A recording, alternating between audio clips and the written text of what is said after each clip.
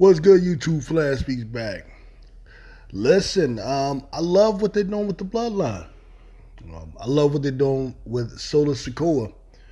He was a guy that was always, Roman Reigns' goon, and the younger brother of, the Usos, and the younger son, of course, of Rikishi. And I didn't know how I felt about him.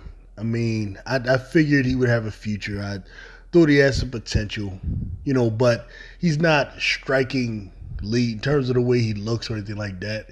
Looks like he could be a tough guy, but, like you say, don't have the crazy physique. He's not extremely tall, nothing like that, right? But what they're doing with him right now is perfect. You're talking about on the heels of Roman Reigns leaving. Really no idea when he's coming back. It's a complete mystery what they're doing with Roman Reigns. He's not on Raw, not on SmackDown. He's been formally withdrawn. We don't know if this is coming from him. We don't know if this is coming from Heyman or whatever. But due to the fact that he's still mentioned, he's obviously still in play. Just if he was like literally taken off of the roster or quit or anything like that, he wouldn't be mentioned pretty much every week.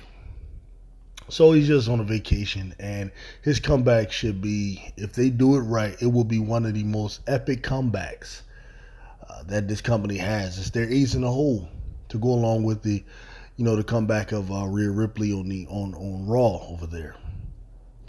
Solo Sikoa right now is playing like the Godfather, John Gotti, Marlon Brando, more like the Marlon Brando style. And I'm here for it, man. These are some of my favorite movies. Love gangster stories. Love gangster characters, personas, personalities. I love the whole setup. Prior to this, it had more of a true Samoan feel under Roman Reigns. They had the necklace that the tribal chief wears. Whereas this here, Solo Sikoa, is going with the suits, man. The gangster suits, the Italian looking suits, right? And he got his two cousins with him. Sons of Haku, Meng, And depending on what they do with it, man, it's going to be crazy. But now what they have to do, they have to build some feuds. They have to create some adversaries for them. And now the ball is in Triple H's corner. But in terms of Solo Sikoa himself, he went from like not speaking at all, just kind of standing there and just following Roman Reigns, signaling, jumping people, doing that crazy Samoan thing he does where he hits him in the neck with the thumb. move is vicious, right? But now he's taking the mic. And the segment that he just did with Paul Heyman. That's the best work. That's the best work, man. Where he's telling Paul Heyman that he talked to Roman Reigns and he got the word from the tribal chief, because he's still keeping up with the tribal chief thing. He hasn't claimed to be the tribal chief, which I find interesting. But I think eventually he will. But they're starting it off with him saying, I'm in charge right now. What I predict is, as he wreaks havoc and possibly ends up with a belt, this is when he'll be a true false messiah for the, if you will, for the bloodline. Claim that it's really him, that he's the real head of the table. But he has to first make his bones as the leader. I believe they have to do that so when Roman Reigns comes back, Roman Reigns has to set things in order. And of course, it's not going to be just a seamless thing where Roman comes back and slides right back into leadership. If so, that would be anticlimactic. You got to build him up. Build these three guys up. And in particular, Solo. And when Roman Reigns comes back, whether they're going to continue the bloodline or set it in order. There's also another possibility at play here. and that Roman Reigns isn't aware of what's going on at all. And that, in fact, Solo may be working directly with The Rock and not Roman. Now, that would be crazy that he's really working with The Rock and that The Rock is secretly causing all of this chaos that is happening right now with the Bloodline. He could be the one calling the shots, pulling the strings behind Solo Sikoa. But the question is Triple H that creative? Does The Rock have the type of availability that would allow such a storyline to unfold? These are the questions I don't know. But the point is there's so much room for creativity here that WWE can really do something special with this.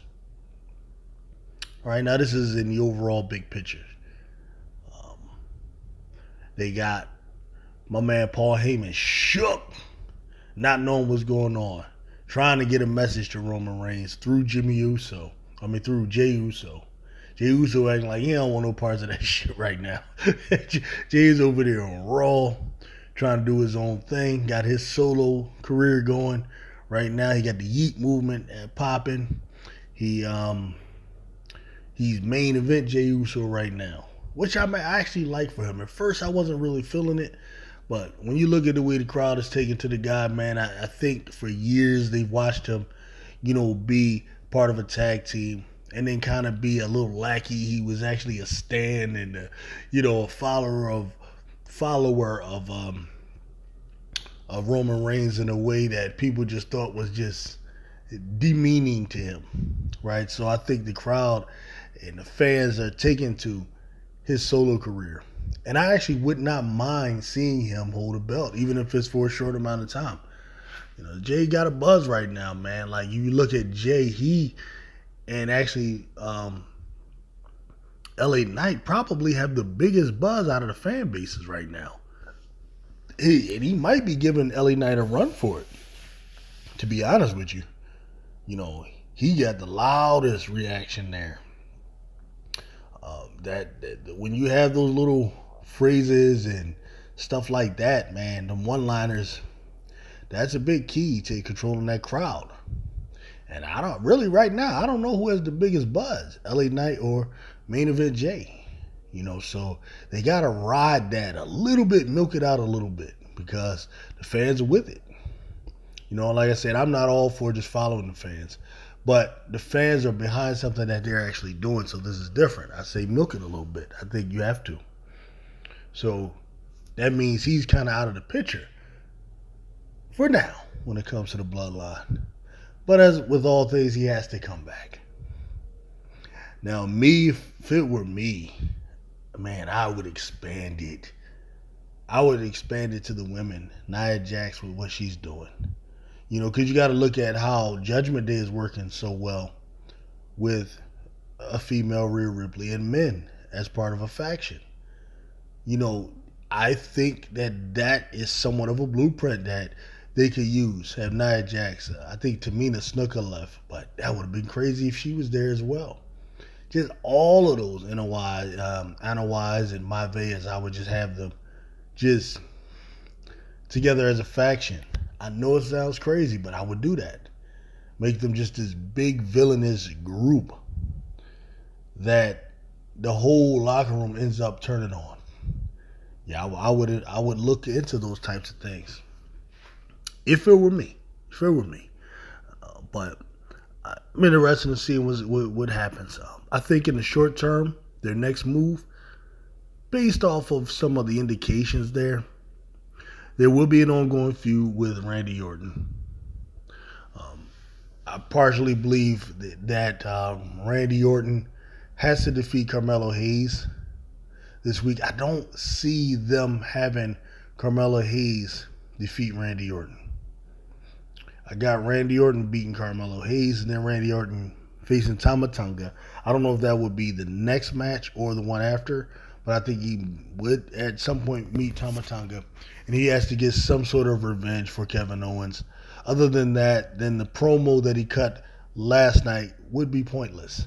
So I'm assuming that that's part of what's going to happen during this tournament. But you never know, man, with this stuff. Triple H might change his mind the last minute.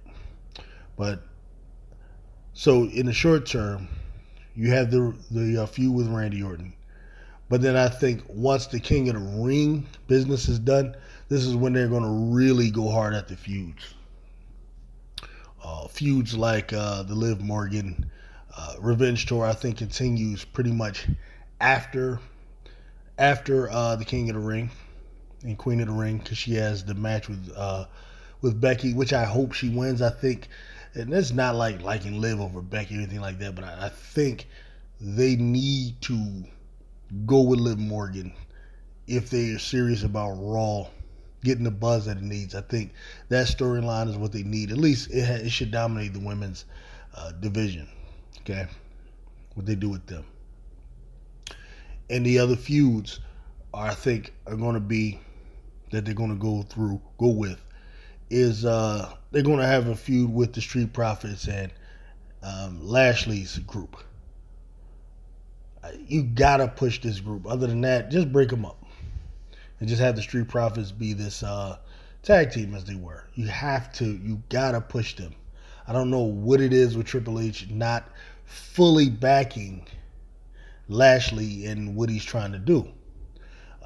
The Hurt Business, when it was Lashley MVP and I think it was Shelton Benjamin or the other guy, that was hot, bro. That was hot. That was a possible mafioso type of group.